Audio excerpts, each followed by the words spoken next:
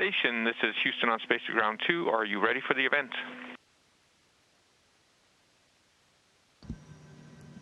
Houston Station, I am ready for the event.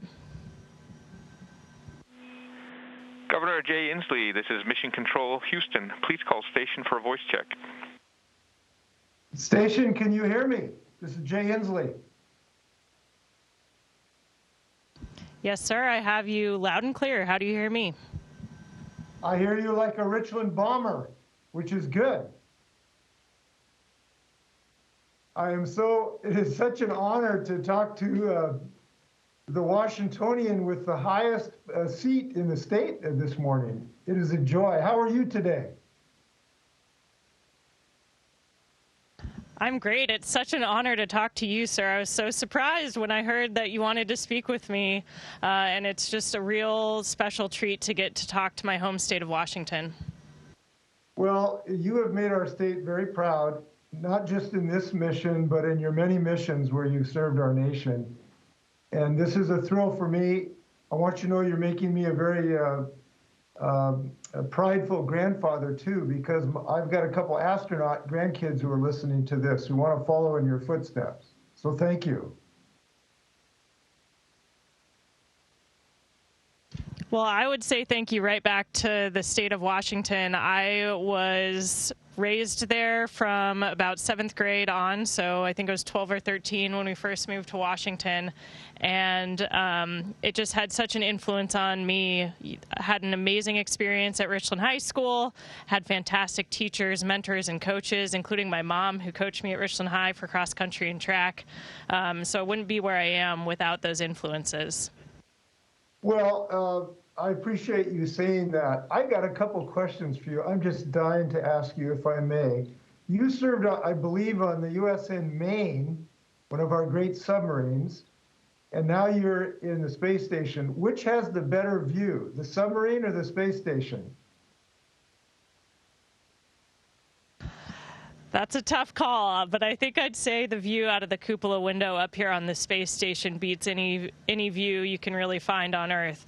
However, I think there's something really special about the view out of a periscope in the middle of the Pacific Ocean, and especially from the bridge where we drive the submarine when we're on the surface. I've seen some incredible things, to include standing watch at night while we were on the surface near Hawaii, and saw more stars then than I think I've ever seen in my whole life, because we were so far away from light pollution. There was bioluminescence in the water, glowing, making the submarine's hull glow as we moved through the water. So I've had some incredible views on both vessels, that's for sure. Well, you know, that's a very interesting comment, because you're suggesting that we can experience the cosmos on Earth as well as you are right now, and that maybe that's a pretty good insight that we can all enjoy it. Oh, absolutely. I think we really have to pay attention to the world around us and our influence on it, and its amazing influence on us. I have moments all the time, and certainly every time I visit Washington, whether that's my family in the Seattle area or Lake Roosevelt near Spokane, or my parents in the Tri-Cities, where I'm just in awe of the amazing beauty of our natural environment. I even, right before my flight in July, I had a chance to go home and visit my family, and we spent some time on Lake Roosevelt, and I remember standing on this cliff face where we had sort of scrambled up on the rocks in the lake, this granite rock with the warm rock warming my back, and looking out on these beautiful vistas of our gorgeous state, and just thinking to myself, Earth is the best planet. So I would encourage everyone to take moments like that to enjoy the world around them.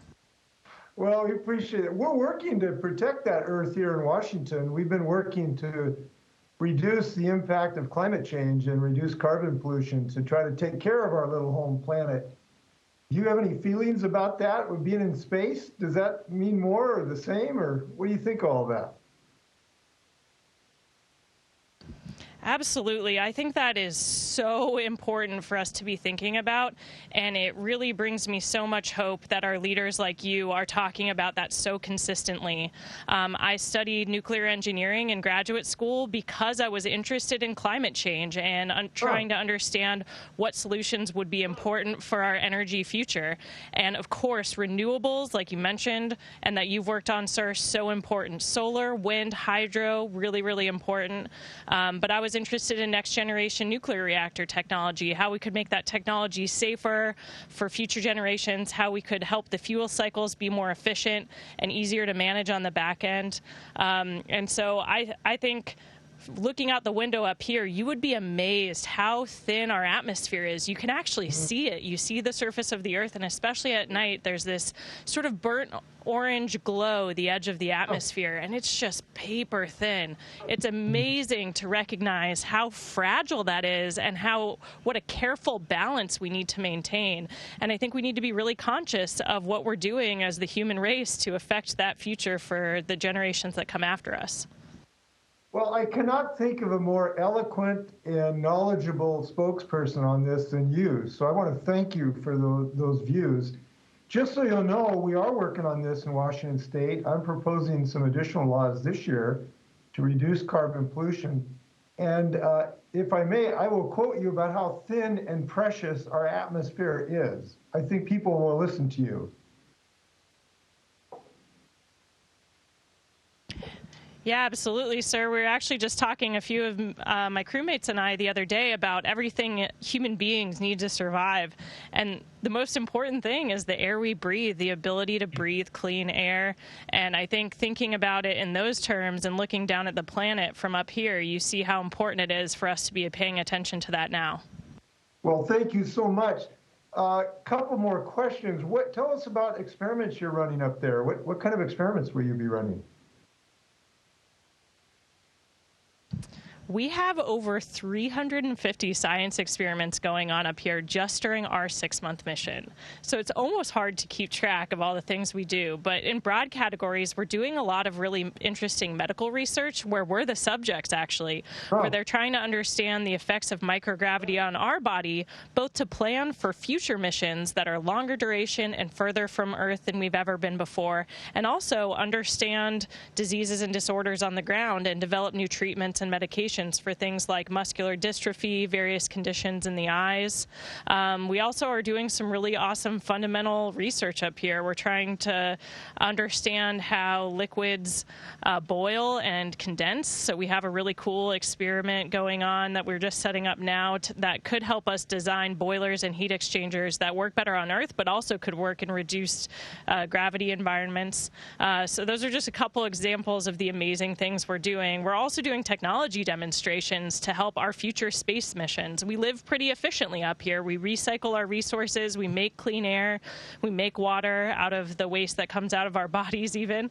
But we're trying to understand how we can do that even more efficiently so that we're in even more remote places, like on the surface of the moon or eventually on a trip to or on the surface of Mars. We're able to stay alive and kind of maximize all the resources. And that could also get fed back into the resources we're talking about on Earth. We have a lot of limited natural resources, and we might figure out better ways to do that on our home planet as well. Well, it just is amazing how the research you do in space can be used right in our homes, in our hometowns, in our neighborhoods. We just love the mission that you're involved. We know it's going to help people down on Earth, so we just appreciate it. We're glad you're solar powered up there too. You're showing solar power works in your space station. One more question. What would you advise young people who would like to aspire to what you're doing? What would you advise them? I think the most important thing you can do is find things that you're passionate about. It's easy to look up an astronaut's bio or listen to someone like me talk and think, oh, I need to do all the things that person did in order to become an astronaut, and you couldn't be further from the truth. The only thing you have to do to become an astronaut is have a degree in STEM. But besides that, you need to just learn how to work on teams and care about making a contribution, wanting to serve and learn learn how to work in expeditionary environments. And so for me, I think along the way, when I was a kid, I didn't think that I would ever become an astronaut. It wasn't something I specifically dreamed of doing because I don't think it ever occurred to me that that might be a thing that was possible. But I always found the things that I liked and that would challenge me. Doing hard things is actually pretty fun when you enjoy them, when you're passionate about them, and when you see the growth they're bringing to you. So whether that's what I studied when I studied engineering or choosing to serve in the Navy, it was always the things that I thought would develop me the most and that I would enjoy doing and that I would do with a fantastic team that would support me. So I would say focus on the things you're passionate about, and you'll be amazed where they take you. Well, I really appreciate that, and I think you are inspiring a lot of people right now for what you're doing. I know you're going to continue in your next missions. When will you be returning home here to the home planet? When will that be? We're set to head home sometime in late April, making it about a 6-month mission for us. And certainly when I come home, I hope to come home to the state of Washington. My whole family's in Washington right now for Christmas. They'll be spending it in the Seattle area. So I'm hoping to get to visit my home state, and I miss everybody down there. So hi to all my Washington friends. Well, I know they'll look forward to hearing your tales. When you do come home, I think you and your family, I would sure be honored if you can come visit us in Olympia. I hope you can come and see the governor's office and maybe regale us with tales of space. I hope you could join us for lunch sometime. Is that possible?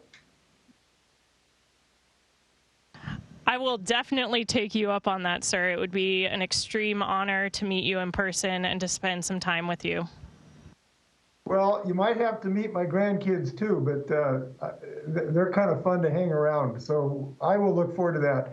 I hope you will thank your family for their contribution. Your mom and dad, who raised a great scientist, sailor, your immediate family. I'll look forward to meeting them. I hope so too. So please thank them for allowing you to go on this journey. I will pass that along, sir, and I would love to meet your grandkids. So we'll definitely have to set something up when I'm back on the planet. Very well. Well, this has been the highlight of my governorship, both from a mileage standpoint and an inspiration standpoint. So thanks for this. It's been an absolute treat. Thank NASA, too, for allowing this. And good luck. As they say in the Navy, fair wind and following seas. Thank you so much, sir, and thank you for all you're doing to serve our beautiful state.